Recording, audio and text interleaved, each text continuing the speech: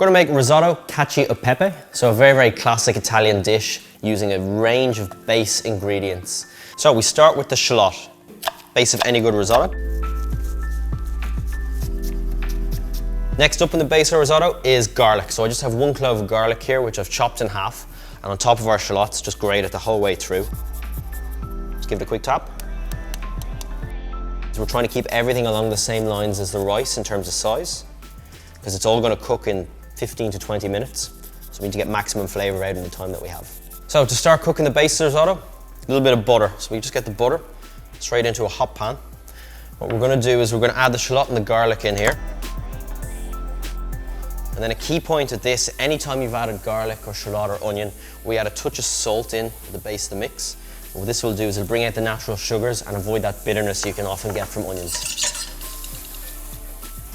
So at this point, about a minute in there, the shallot and garlic is just starting to become a little bit translucent, the butter is bubbling away.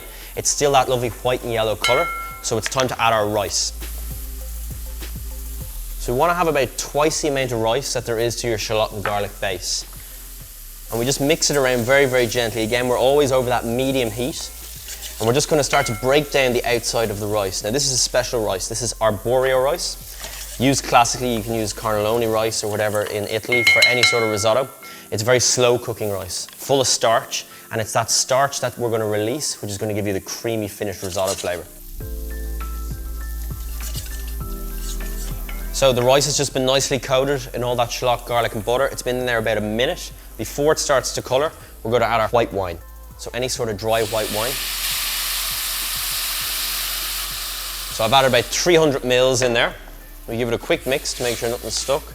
This is where we really start to build the flavour. So the mistake that's often made is risotto is cooked at too low a heat. What we want to do is cook it as fast as possible, so it's bubbling away, the stock, the wine all reduces into it, and we get a lovely just cooked rice at the end as opposed to turning into puree.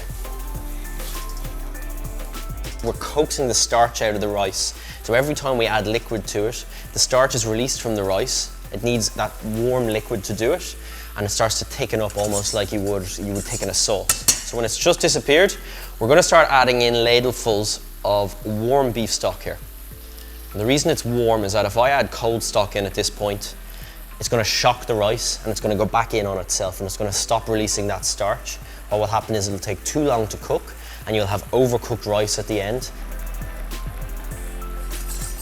So the key here is that intense reduction. We want to get as much flavour into it before the rice is cooked. And as we're going at about 3 stages throughout the cooking process, I'm just going to add a little bit of sea salt. So our first ladle of stock has almost disappeared. I can see the rice just about clinging to the base of the pan.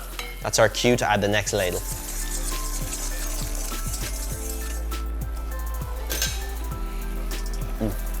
Very, very close. There's a touch of chalkiness in the rice where we haven't got right into the centre of it and released that starch. So I'd say 1 more ladleful and we'll be there ready to go. At this point, we're going to give it the finishing moves. So we bring it up to the heat, and risotto should be almost soup-like in texture. It shouldn't be clumpy on the plate. So we add 1 last ladle of stock. So it does look quite wet at this point. Going to turn off the heat, take it off, and we're going to thicken it with loads and loads of flavoured ingredients. So cacio e pepe basically is Italian for cheese and pepper. It's as simple as that.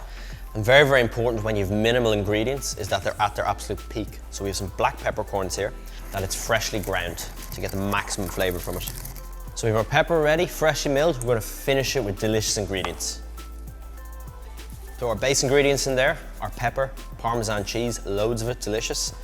Now we're just going to add a little touch of butter, and just a little touch of beef sauce.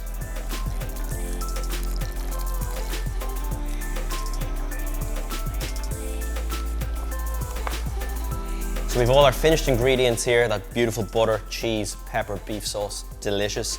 The rice is perfectly cooked because we've reduced it as we've gone.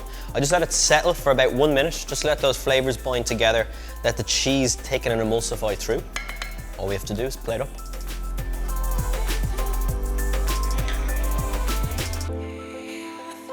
And last thing, loads more cheese.